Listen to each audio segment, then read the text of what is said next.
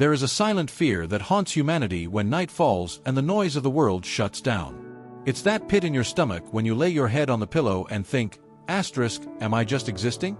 Am I just going to pass through this earth, pay bills, get old, and die without having made the slightest difference?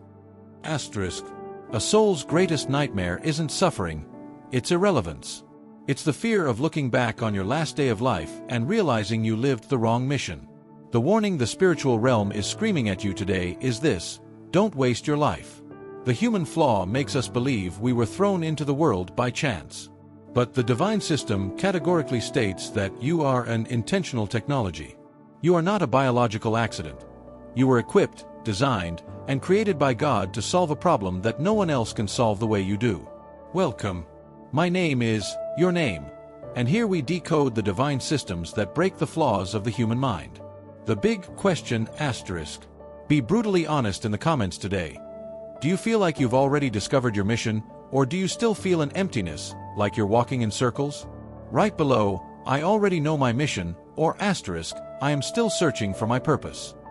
Asterisk.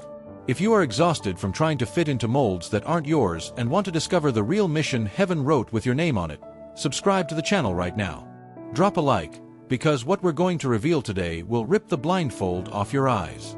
Why do so many good, honest, hard-working people live drowning in a deep existential void? Because we've been brainwashed to confuse mission with a stage. Society says that if you're not famous, if you're not a great world leader or a millionaire, your life has no impact.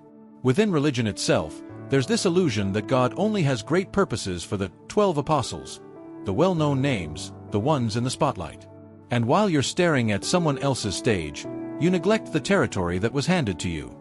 You try to wear someone else's armor, imitate someone else's calling, and the result is an unbearable identity crisis. But understand this, the Creator does not manufacture spare parts. He doesn't make copies. If you are breathing today, it's because there is a gap in your family, in your workplace, or in your city that only your spiritual signature can fill. When you run away from the design you were created for by God, you short-circuit. Depression, anxiety, and stagnation are often not demons.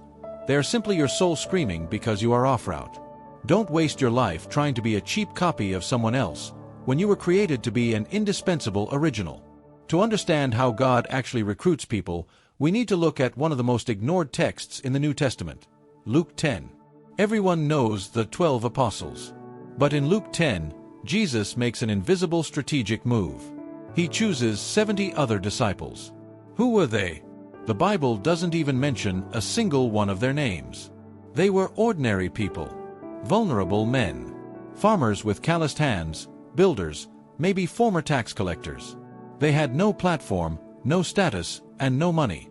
Jesus takes this group of ordinary people, looks them in the eye, and hands them a specific mission. He sends them out 2 by 2, like sheep among wolves. He strips away all their comfort, asterisk, carry no purse, no bag, no extra sandals. Asterisk. They were sent out in a state of total vulnerability. The average human would back down. But they embraced the identity. They went into the towns to heal the sick and announce that the kingdom had arrived.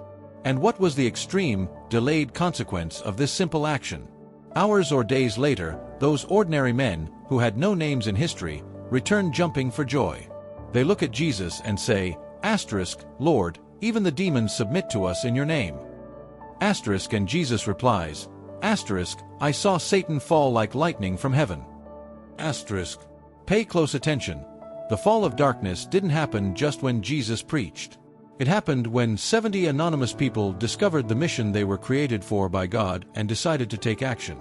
Your anonymity does not cancel out your authority. You don't need the world to know your name. You just need hell to know your authority. Your ordinary life is the most lethal weapon God has against chaos.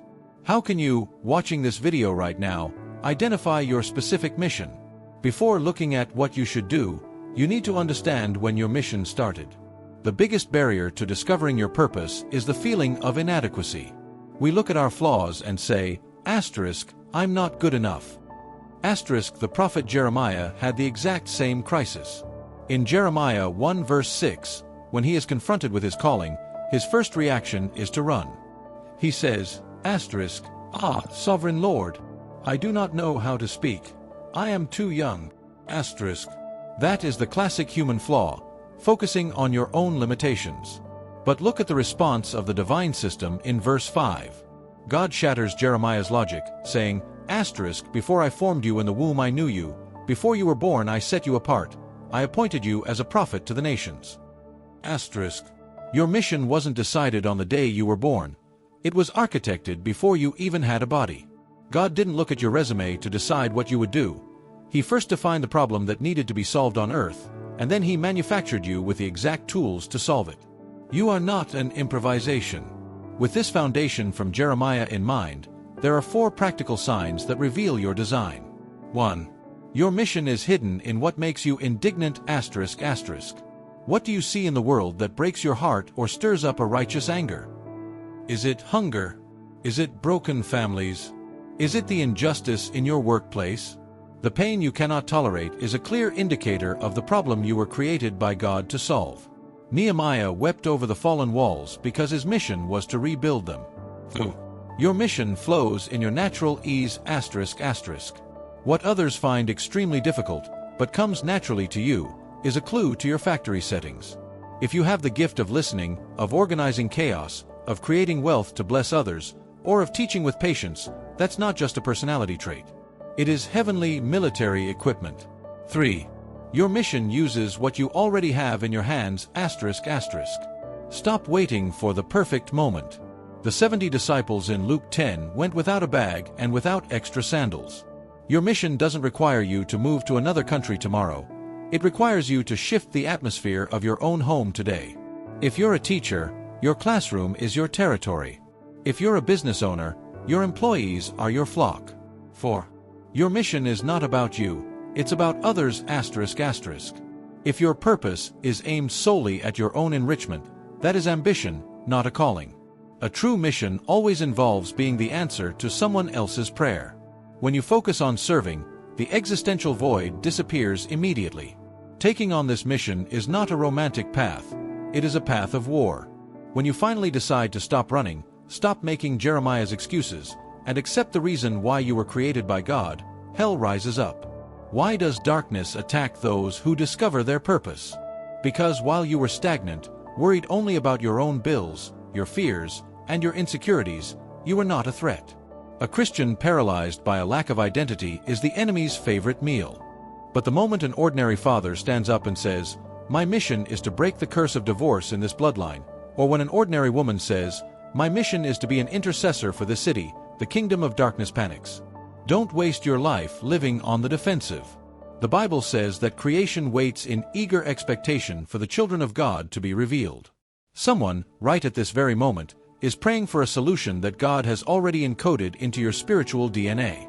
There is a lethal danger that paralyzes ordinary people, the comfort of the cave. In the parable of the talents, the servant who received only 1 talent wasn't punished for having little. He was punished because, overcome by fear, he dug a hole and hid what was entrusted to him. The human flaw whispers to us that it's better not to try than to try and fail. We bury our mission in the hole of routine. We bury it in the fear of other people's opinions. We bury it in the illusion that someone more qualified will do it instead of me. But the cost of omission is bitterness. There is nothing more destructive to the human soul than reaching 70 or 80 years old, looking back, and realizing that you lived a safe, comfortable life, protected from all risks, but completely empty. You were designed for deep waters, but you are dying of thirst because you insist on staying on the shoreline. The spiritual realm does not tolerate cowardice. If you back down out of fear or a feeling of uselessness, someone else will be raised up to do your job, but you will lose your crown. Comfort is the greatest enemy of your calling. Never underestimate the power of a simple action taken by a vulnerable character in the center of God's will. The divine system operates through chain reactions. You think your life is too small to matter. You think teaching your child to pray before bed, or offering water to a stranger, or being the only honest person in your department are irrelevant things. But pay attention to the extreme and delayed consequence of obedience. In the past, a poor, forgotten widow decided to hand over her last handful of flour to an unknown prophet. A simple action, on a day of despair. That very night, starvation was eradicated from her home, and her name was carved into eternity. The 70 disciples, people with zero status, simply walked into villages and healed the sick. The consequence? Satan fell like lightning. Your yes today, in your ordinary life, in your office, at your college, in your kitchen, will generate an echo that you will only understand in eternity. You might be the link that breaks a 300-year-old curse of poverty in your family. You might be the counselor who prevents a suicide tomorrow. You are not just a statistic. You are a divine intervention planted in hostile territory. Starting today, the lie that you are useless, too young, too old, or that your life has no impact, is broken under the word of Jeremiah 1. You were known and set apart before you were born. You are part of the 70. You are God's special forces infiltrating a collapsing world. The clock of your life is ticking. Every beat of your heart is a countdown. Don't waste your life. Stop burying your talents in the soil of fear. Embrace your design. I am issuing a call to enlistment right now. If you are tired of walking in circles, if you reject the existential void and are ready to take on the responsibility you were designed for, I want you to leave a public record of your decision today. Write in the comments, "I accept the mission I was created for." By typing this sentence, you are declaring bankruptcy on your omission and telling the spiritual realm that the time for running away is over. If this script was the reality check your soul needed to wake up, subscribe to the channel so we can continue unlocking your identity and authority in the kingdom. Drop a like and send this video to that person you know carries a giant calling but is trapped in the cave of fear. Stay in peace. Take your post. And go fulfill your purpose. See you in the next video.